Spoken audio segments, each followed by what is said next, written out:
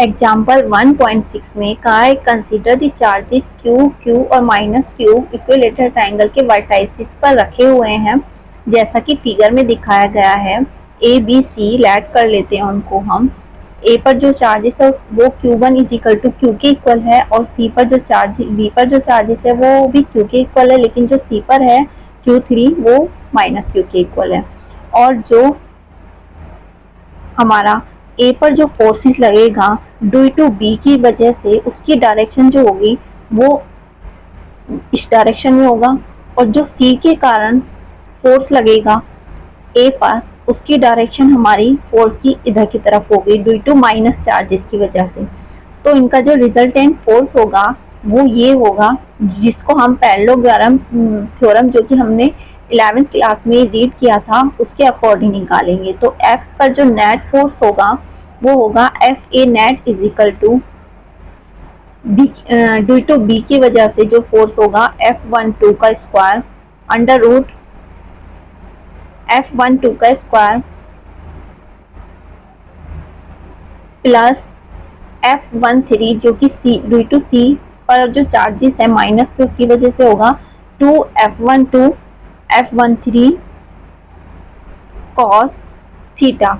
और जो cos theta होगा अगर हमारा जो ये 60 डिग्री है, बिकॉज इक्विलेटरल ट्रायंगल का ईच एंगल 60 डिग्री का होता है, तो उससे हम निकाल सकते हैं 180 minus 60 is equal to 120 degree. हमारा एंगल जो होगा F13 और F12 के बीच में वो 120 डिग्री होगा। तो हमारा जो F पर नेट फोर्स आएगा, जहां पर जो F12 है वो होगा इलेक्ट्रोस्टैटिक फोर्स की फॉर्मूले से हम निकालेंगे KQ का स्क्वायर अपॉन जो इनके बीच की डिस्टेंस है वो L है तो L का स्क्वायर।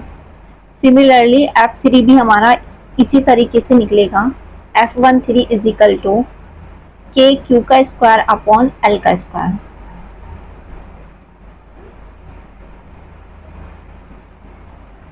जहां पर जो F12 है वो F13 के इक्वल होगा जो कि F के इक्वल है, और cos थीटा 120 जो होगा वो -1/2 होगी उसकी वैल्यू। तो हमारा जो F पर नेट फोर्स आएगा वो हो जाएगा अंडर रूट F का स्क्वायर प्लस F का स्क्वायर, तो 2F स्क्वायर हो गया plus 2F square multiply minus के 1/2 कॉस 120 की वैल्यू -1/2। 2 से 2 कैंसिल आउट हो जाएगा, और जब हम 2F स्क्वायर में से F स्क्वायर माइनस करेंगे तो हमारी वैल्यू आएगी F square under root F square जो कि इक्वल होगा F के, जो कि KQ स्क्वायर अपॉन L का स्क्वायर है। सिमिलरली जो हमारा B पर होगा वो भी इतना ही चार्जेस आएगा, क्योंकि अगर हम कैलकुलेट करें B पर जो नेट फोर्स होगा वो F A पर जो नेट फोर्स है वो दोनों इक्वल होंगे। अगर हम C पर नेट फोर्स निकालें तो C पर जो हमारा A की वजह से फोर्स होगा उसकी डायरेक्शन इस डायरेक्शन में होगा, और जो हमारा B पर फोर्स B की वजह से जो फोर्स होगा उसकी डायरेक्शन इस टाइप से होगी, और जो उनका नेट फोर्स होगा उसका रिजल्टेंट इधर की तरफ होगा बीच में। तो जो हमारा C पर नेट फोर्स होगा, C पर जो नेट फोर्स होगा वो होगा अंडर रूट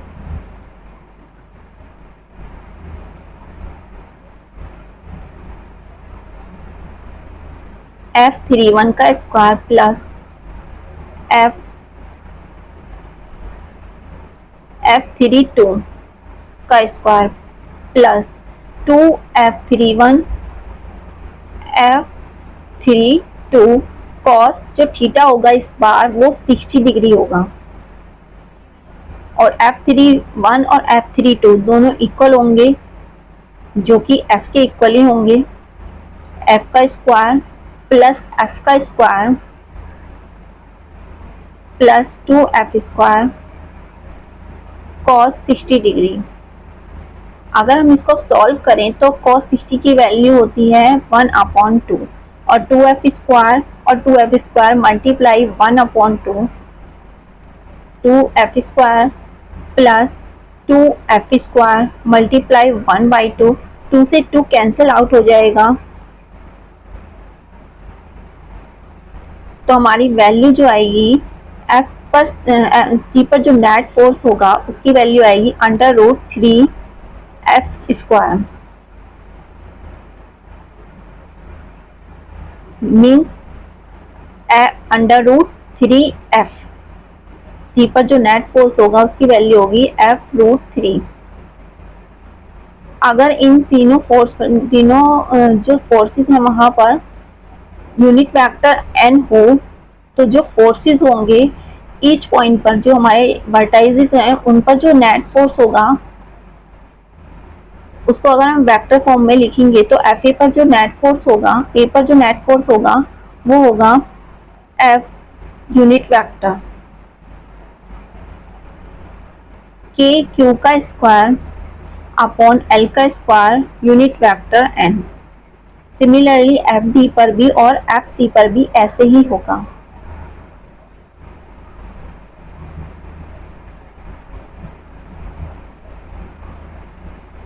एफ सी पर भी इस टाइप से ही होगा, F √3 F N unit vector K Q का स्क्वायर अपॉन एल का स्क्वायर यूनिट वेक्टर। और अगर हम इनको प्लस कर दें तो इनका अलजेब्रिक जो सम होगा वो 0 के इक्वल आएगा, क्योंकि जो इनका रिजल्टेंट है वो नेट फोर्स में क्या कर देगा 0, क्योंकि वो x, y और z के डायरेक्शन में होंगे इस टाइप से।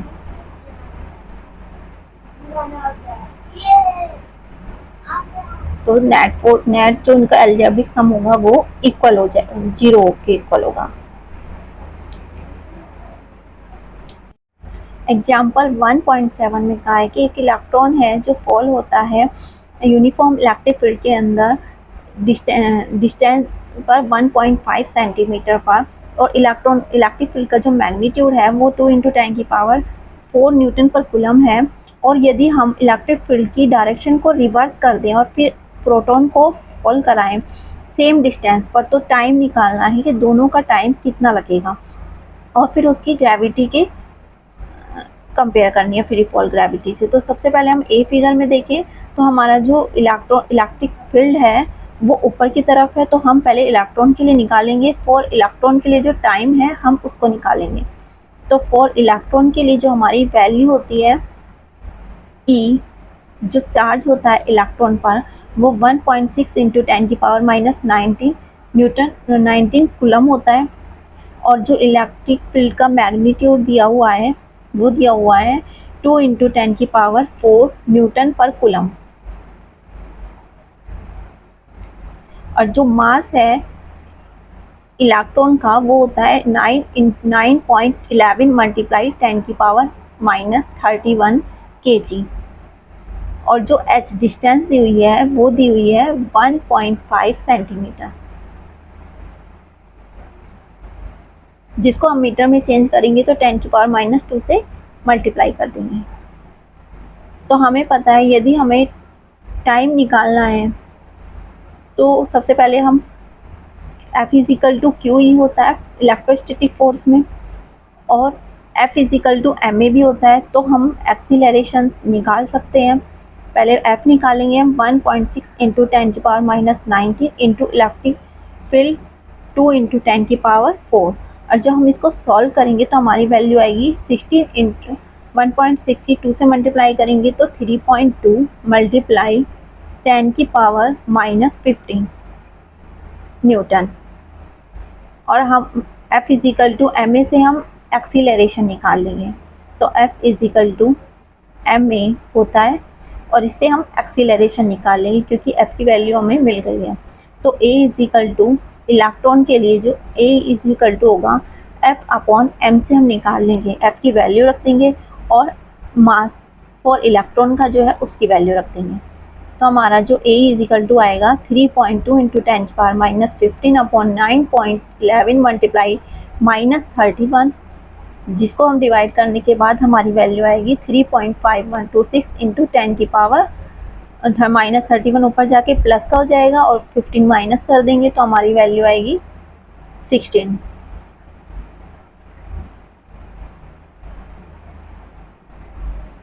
इसको ऊपर ले जाके हमारी वैल्यू आएगी 16। अगर हम इस पॉइंट को यहाँ पर लेके आए 3 के पास तो हमारी एक पावर और माइनस हो जाएगी 3.5126 इंटू 15 मीटर पर सेकंड स्क्वायर। ये हमारा एक्सीलरेशन आ गया। अब न्यूटन की हमारी जो सेकंड इक्वेशन है S is equal to U T plus half A T square से हम टाइम निकाल सकते हैं, क्योंकि हमारा जो इलेक्ट्रॉन है उसकी जो इनिशियल वेलोसिटी होगी वो 0 होगी, क्योंकि वो उसकी जो इनिशियल पोजीशन है उस पर वो रेस्ट पर है। तो S is equal to U T हो जाएगा 0 में terms half A T square. तो हम T square is equal to 2 cross multiply से ऊपर चला जाएगा 2s अपॉन ए।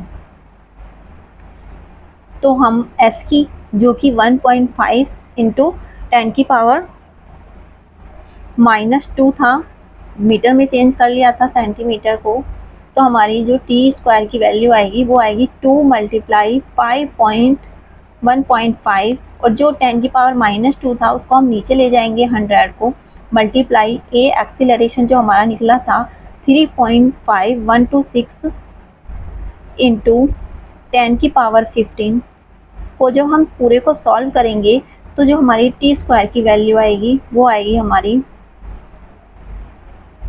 3/3.5126 मल्टीप्लाई 10 की पावर 15 और 2, तो हमारी वैल्यू हो जाएगी 17 10 की पावर में। जब हम डिवाइड करेंगे इसको ऊपर ले जाएंगे तो ये माइनस में हो जाएगी 10 की पावर 17, तो इसको हम लिख सकते हैं 3। जब इसको डिवाइड कर देंगे तो हमारी वैल्यू आएगी 0.854068 मल्टीप्लाई 10 की पावर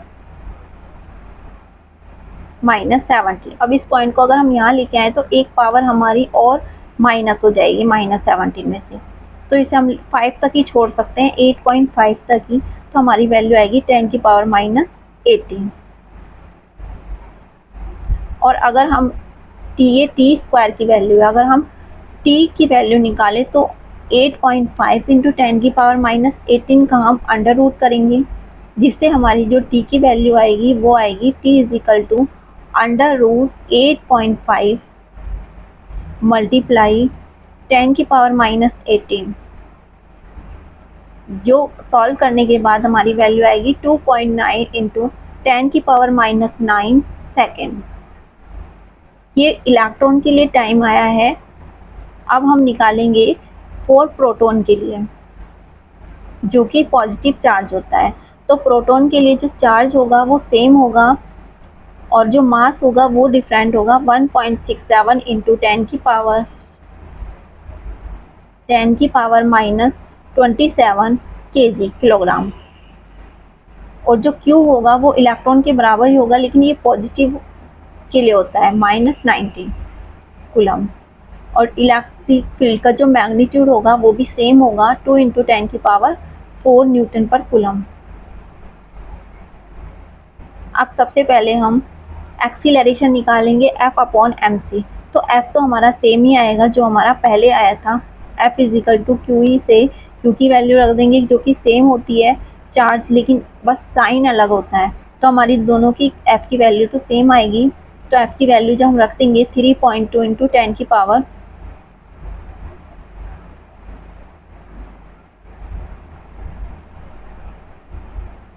1.6, जो कि हम निकालेंगे 1.6 इंटू -19 10 की पावर -19 इंटू 2 इंटू 10 की पावर 4, और जो हमारी m की वैल्यू होगी वो होगी हमारी 1.67 इंटू 10 की पावर -27। और जब हम इसको सॉल्व करेंगे तो हमारी जो एक्सीलरेशन की वैल्यू आएगी उसके लिए निकालने के लिए सबसे पहले हम 1.6 की मल्टीप्लाई 2 से करेंगे और पावर को हम प्लस कर देंगे, और नीचे 1.67 इंटू 10 की पावर -27। अब जब हम इसको डिवाइड करेंगे तो हमारी वैल्यू आएगी 1.916167 इंटू 10⁻⁻15 इंटू 10⁻, ये ऊपर जाके प्लस का हो जाएगा 27। इसको अगर हम 1.9 एक पॉइंट और तक लिखें तो इसे 2 कर देंगे हम 1 को, और 10 की पावर जब 27 में से 15 माइनस हो जाएगा तो 12 बचेगा मीटर पर सेकंड स्क्वायर। अब हम न्यूटन की सेकंड इक्वेशन से आगे टी की वैल्यू निकाल लेंगे, S is equal to U T plus half A T C square से। और हमें पता है इस बार भी जो प्रोटॉन था वो इनिशियल पोजीशन पर रेस्ट पर था, तो हमारी यू टी टर्म्स फिर से 0 हो जाएगी। तो एस इज इक्वल टू आ जाएगी हमारी वैल्यू, इनिशियल यू टी की टर्म फिर से हमारी 0 हो जाएगी। S is equal to 0 plus half A T square value आएगी, वो आएगी टी स्क्वायर की वैल्यू आएगी 2s अपॉन ए से।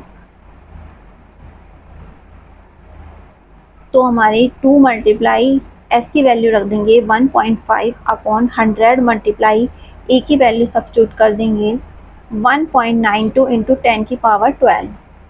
और जब हम इसको सॉल्व करेंगे तो हमारी जो वैल्यू आएगी, इस पूरे को सॉल्व करेंगे तो पावर जो हमारी 10⁻12 है उसमें 2 पावर और प्लस हो जाएंगी और ऊपर जाके माइनस हो जाएगी। तो हम सबसे पहले करेंगे is equal to 3 T square is equal to 1.565625 multiply 10⁻⁻14।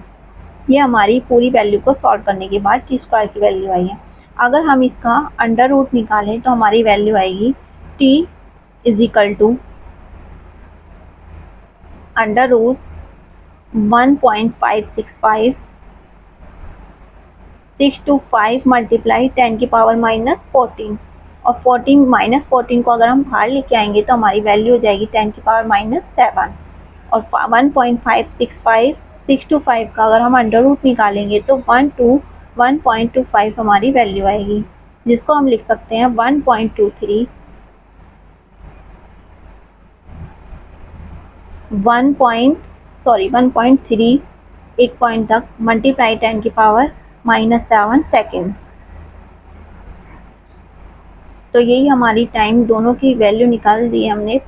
अब कंपेयर करें अगर हम फ्री फॉल ग्रेविटी के लिए, तो जो हमारा मास है अगर हम उसको सेम मास को ऊपर से फेंकेंगे, चाहे वो प्रोटॉन के लिए हो चाहे इलेक्ट्रॉन के लिए, वो सेम टाइम लेगा। लेकिन इलेक्ट्रोस्टैटिक फोर्स के लिए सेम टाइम नहीं लेगा, क्योंकि जो दोनों का जो हमारा मास होता है वो उस पर डिपेंड करता है। इलेक्ट्रोस्टैटिक जिसका मास ज़्यादा होगा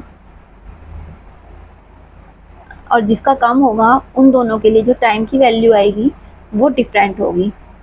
तो ग्रेविटेशनल जो हमारा फोर्स होता है वो कितना टाइम लेगा। एग्जाम्पल